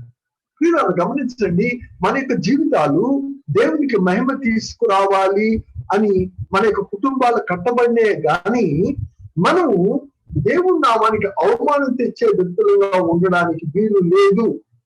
అలా చేయలేదు దేవుడు, అలా మనల్ని ఏర్పరచలేదు. అందుకని దేవుని నామానికి మహిమ తీసుకురావాలి అన్నట్లయితే మనం పరిష్కరించే నైజం కలిగి ఉండాలి. దేవునికి మహిమ తెచ్చే ఆ యొక్క నైజాన్ని కలిగి ఉండాలి. ఒక్కొక్కసారి ఏం జరుగుతుందంటే అన్ని సమస్యలకి సమాధానం ఉండదు. వీళ్ళు గమనించండి, అబ్బో సమస్యలన్నిటికీ సమాధానాలు ఉంటాయి, ఉండవు.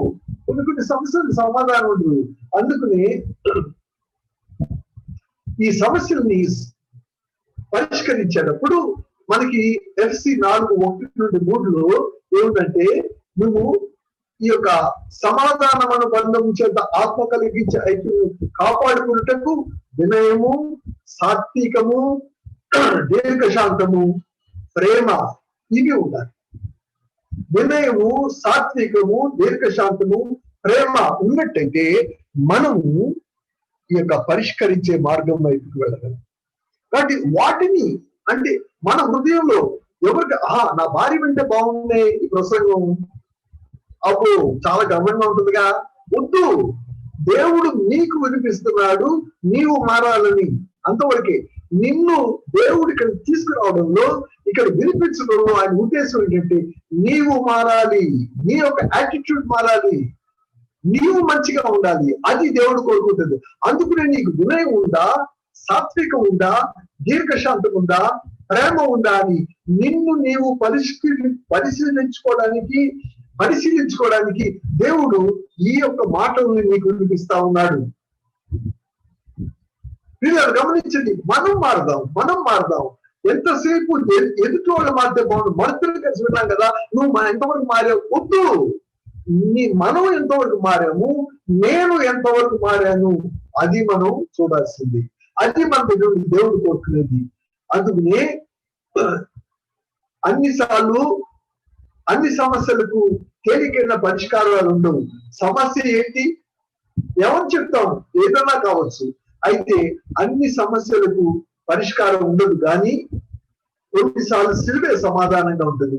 దేవుడు ఏమన్నాడు, నా కృప నీకు చాలు, నా కృప నీకు చాలు అన్నాడు. కాబట్టి ఒక్కొక్కసారి సంక్షోభం వచ్చినప్పుడు, దాన్ని మనం తీసుకువెళ్ళినప్పుడు దేవుడు అంటాడు, కంగారు పడద్దు, నా కృప నీకు ఉన్నది, మీరు కలిసి ఉండండి, కలిసి ముందుకు వెళ్ళండి. ఈ సంక్షోభం నుండి నేను తప్పిస్తాను, కానీ ఈ సంక్షోభంకి దగ్గర వచ్చినప్పుడు నా కృప నీకు చాలు. ఉదాహరణకి కరోనా వచ్చింది, జాబ్ పోయింది, సంక్షోభం అది చిన్న విషయం కాదు. అయితే దేవుడు అంటాడు, నా కృప నీకు చాలు అంటాడు. కరోనా వచ్చింది, ఒక వ్యక్తి కరోనా వచ్చింది, కాబట్టి ఈ జబ్బు ఇంట్లో ప్రవేశించింది, సంక్షోభం. దేవుడు అంటాడు, నా కృప నీకు చాలు. కాబట్టి ఇటువంటి ఒత్తిడిలో, ఇటువంటి భయంకరమైన ఈ యొక్క పరిస్థితుల్లో దేవుడు అంటాడు, నా సమాధానం నీతో ఉన్నది, నా కృప నీతో ఉన్నది. అందుకని దీన్ని బేస్ చేసుకుని గందరగోళం కావద్దు. దీన్ని బేస్ చేసుకుని మీ జీవితాలు ఊరికనే గలిబిలి కావద్దు దేవుడు అనే మాట్లాడు. అందుకని యేసు ప్రభువే నీ జీవితంలో ఉన్నప్పుడు సమస్యను పరిష్కరించడంలో ఏ విధంగా సహాయపడతాడు అనే విషయాన్ని ఆలోచించాలి. అయితే ఈగో గురించి ఒక బ్రహ్మాండ స్టేట్మెంట్ ఇచ్చారు. It's better to lose your ego to the one you love than to lose the one you love because of ego. అంటే నువ్వు ప్రేమించే వ్యక్తి కొరకు నీ అహాన్ని పోగొట్టుకోవడం మంచిది. నీ అహాన్ని ప్రేమించి నీవు ప్రేమించే వ్యక్తిని పోగొట్టుకోవడం అనేది దురదృష్టకరం. కాబట్టి ఏది కావాలి? నువ్వు ప్రేమించే వ్యక్తి కావాలా, నీ యొక్క అహం కావాలా?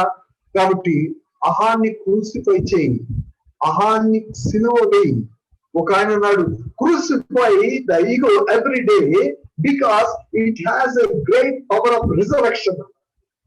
కాబట్టి అది పునరుత్థానం చెందే శక్తి కలిగి ఉన్నది. కాబట్టి నీవు ఇది యొక్క ఈగోని క్రూసిఫై చేయి అని అంటున్నాడు. ఆ తర్వాత దేవుడు మనకిచ్చిన గొప్ప గిఫ్ట్ ఏంటంటే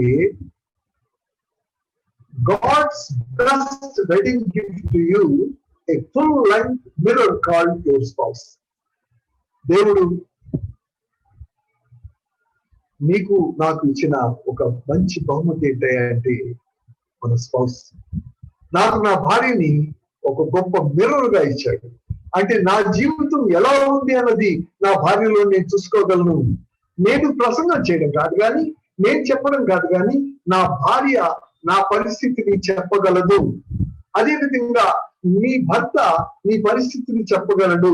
అటువంటి భర్తని, అటువంటి భార్యను దేవుడు నీకు వివాహంలో ఒక గిఫ్ట్ గా ఇచ్చాడు. వీళ్ళరా అందుకని an ideal family is not a family without problems, but a family which can handle the problems. కదా అద్భుతమైన కంక్లూషన్ కదా. ఏంటంటే మనము ప్రాబ్లమ్స్ లేకుండా ఉండం, కానీ ఐడియల్ ఫ్యామిలీ ఏంటంటే ఆ ప్రాబ్లమ్స్ సాల్వ్ చేసే ప్రాబ్లం. కాబట్టి ప్రాబ్లమ్స్ సాల్వ్ చేయగలిగింది ఒక ఐడియల్ ఫ్యామిలీ. కాబట్టి ఈ రోజున మనం కాన్ఫ్లిక్ట్స్ అనేవి న్యాచురల్ గా వస్తాయని చూస్తాం. కాన్ఫ్లిక్ట్స్ ని అవాయిడ్ చేయడానికి పద్ధతులు ఉన్నాయని చూస్తాం. కాన్ఫ్లిక్ట్స్ రావడానికి ఈ యొక్క కొన్ని రకాల మనస్తత్వాలు ఉంటాయని చూస్తాం. అయితే దేవునికి నమ్మకంగా మహిమకరంగా ఉండే మనస్తత్వం ఉందని చూస్తాం. మన యొక్క కాన్ఫ్లిక్ట్స్ కి కరెక్ట్ సమాధానం ఏంటంటే యేసు ప్రభు వారి మనకి యొక్క విభేదాలకి సమాధానం. కాబట్టి క్షమించుకునే గుణం ఉండాలి, క్షమించుకునే గుణం ఉండాలి, క్షమించుకునే గుణం ఉండాలి. ఒకరికొకరు అప్రిషియేట్ చేసే గుణం ఉండాలి, ఒకరికొకరు అర్థం చేసుకునే గుణం ఉండాలి. ఒక ప్లెజెంట్ అట్మాస్ఫియర్ క్రియేట్ చేసి కాన్ఫ్లిక్ట్స్ తగ్గించడం, ఒకరి కోపం వస్తే ఇంకొకరు తగ్గడం, ఈ పరిస్థితులను మనం క్రియేట్ చేయగలిగితే మన గృహాలు మినీ హెవెన్ గా ఉంటాయి, మినియేచర్ హెవెన్ గా ఉంటాయి. వీళ్ళారా దేవుడు మన యొక్క గృహాన్ని ఆనందకరమైన గృహంగాను, హ్యాపీ హోమ్స్ గాను మనని క్రియేట్ చేశాడు. వాటిని అన్హ్యాపీ హోమ్స్ గా చేసుకోకండి. వాటిని అనవసరంగా దుఃఖదాయకమైన కుటుంబాలుగా మార్చుకోకండి. కాబట్టి దేవుడు మీ యొక్క ప్రతి కుటుంబాన్ని ఆశీర్వదించాలని, కాన్ఫ్లిక్ట్స్ న్యాచురల్ గా వస్తున్నప్పటికీ కూడా వాటిని తప్పించుకునే ఒక గొప్ప ద్వారాన్ని దేవుడు తెరిచి ఉంచుతాడని, ఆ ద్వారం వైపుకి దేవుడి సహాయంతో మనం చూడాలని కోరుకుంటూ ఈ మాటలు ముగిస్తాడు. దేవుడి మాటలు దీవించిన కాక. ఎవరన్నా ప్రార్థన చేస్తారా? ఆమేన్. Thank you uncle. కెనడీ ప్రార్థన చేస్తావా? ప్రార్థన చేయండి. పరిశుద్ధుడా, ప్రేమ నమ్మకం కలిగిన మా ప్రియపరులు తండ్రి, దయగలిగిన మా యేసయ్య పాదం పొందినాలు స్తోత్రాలు. మరొకసారి మమ్మల్ని ప్రేమించి కుటుంబాలుగా ఏ విధంగా నీలో మేము ఎదగాలో, ఫలించాలో, నీకు మహిమ తీసుకొచ్చే కుటుంబాలుగా ఉండాలో, మా జీవితాల్లో ఎదురయ్యే సమస్యలను, ప్రభావ సంక్షోభాలను ఏ విధంగా మేము హ్యాండిల్ చేయాలో ఈ రాత్రి కాల సమయంలో నాయన జీవనంలో ఉన్న ద్వారా మీరు మాట్లాడిన ప్రతి మాట కొరకు మీకు స్తోత్రాలు. నాయన నీ కృపను మాకు అనుగ్రహిస్తూ నా కృప నీకు చాలునని ప్రతి సమయంలో మమ్మల్ని బలపరుస్తున్న మా దేవానికి స్తోత్రాలు. అవును తండ్రి, మా జీవితాల్లో ప్రభువా ప్రతి పరిస్థితిలో నీవు చాలని దేవుడిగా ఉన్నావు కనుక మాకు ఎదురయ్యే ప్రతి కాన్ఫ్లిక్ట్ ని నీ కృపలో మేము ఎదుర్కోవడానికి నీ పరిశుద్ధాత్మ సహాయం దయచేయండి. మేము ఏ విధంగా ఉన్నామో మాకు మీరు తెలియజేస్తూ వచ్చారు ప్రభువా. మేము సరి చేసుకోవడానికి అయ్యా మాకు ఇంకా సహాయం చేయండి, నేర్పించండి. ప్రత్యేకంగా ఈ కోర్ ఫ్యామిలీస్ అన్నిటినీ, అదేవిధంగా పార్టిసిపేట్ చేసిన ప్రతి కుటుంబాన్ని మీరు దీవించి ఆశీర్వదించండి. అవును ప్రభా, ఐడియల్ ఫ్యామిలీ అంటే ప్రాబ్లమ్స్ లేని ఫ్యామిలీ కాదు ప్రభా, ప్రాబ్లమ్స్ ని ప్రాపర్ గా హ్యాండిల్ చేసే ఫ్యామిలీ ఐడియల్ ఫ్యామిలీ అని ప్రభా. నీ కుమారుడు ద్వారా మాతో మాట్లాడిన స్తోత్రం. నిశ్చయముగా తండ్రి, ఈ సమాజానికి నాయన నీకు మహిమ తెచ్చే కుటుంబాలు మేము బయట కనపడానికి మీకు సహాయం చేయండి. నన్ను కూడా ప్రత్యేకంగా బలపరిచి బలాన్ని, శక్తి, ఆరోగ్యాన్ని ఇవ్వండి. అక్కడ నువ్వు కుటుంబాన్ని, బిడ్డలను దీవించి పరిచయలో బలంగా వాడుకోమని యేసు నామములో ప్రార్థించి పెట్టుకుంటున్నాను తండ్రి. ఆమేన్. ఆమెన్. ఒక గమనిక వినండి. ఇంతకుముందు హ్యాపీ హోమ్ అనేటువంటి అంశము, తర్వాత కమ్యూనికేషన్స్, ఈరోజు కాన్ఫ్లిక్ట్ మేనేజ్మెంట్, ఈ 3 కూడా రికార్డ్ చేయబడి ఉన్నాయి. మీరు ఎవరైనా కావాల్సిన వారు ఉంటే కనుక మీ చాట్ బాక్స్ లో మీ మెయిల్ ఐడి పెడితే కనుక నేను మీకు మెయిల్ చేస్తాను. ఆ విషయాన్ని గమనించండి. ఈ సమయంలో మరి ప్రత్యేకంగా జయనేంద్ర కుమార్ అంకుల్ కి ఎంతో థ్యాంక్స్ చెప్తున్నాం. అగ్గయ్ కోర్ గ్రూప్ ఆలోచన తరపున గత కొన్ని మాసాల నుంచి మేము ప్లాన్ చేసిన రీతిగా ఆ డేట్స్ ని బ్లాక్ చేసుకొని మాకు సమయాన్ని కేటాయించి ఎంతో చక్కగా కుటుంబాల గురించి మీరు వివరించారు. హ్యాపీ హోమ్ అంటే కుటుంబాలు ఎలా సంతోషంగా ఉండాలి, కమ్యూనికేషన్ ఎలా డెవలప్ చేసుకోవాలి, కాన్ఫ్లిక్ట్ ఎలా మేనేజ్ చేసుకోవాలని విషయాలు చక్కగా బోధించారు. Very very thankful to uncle.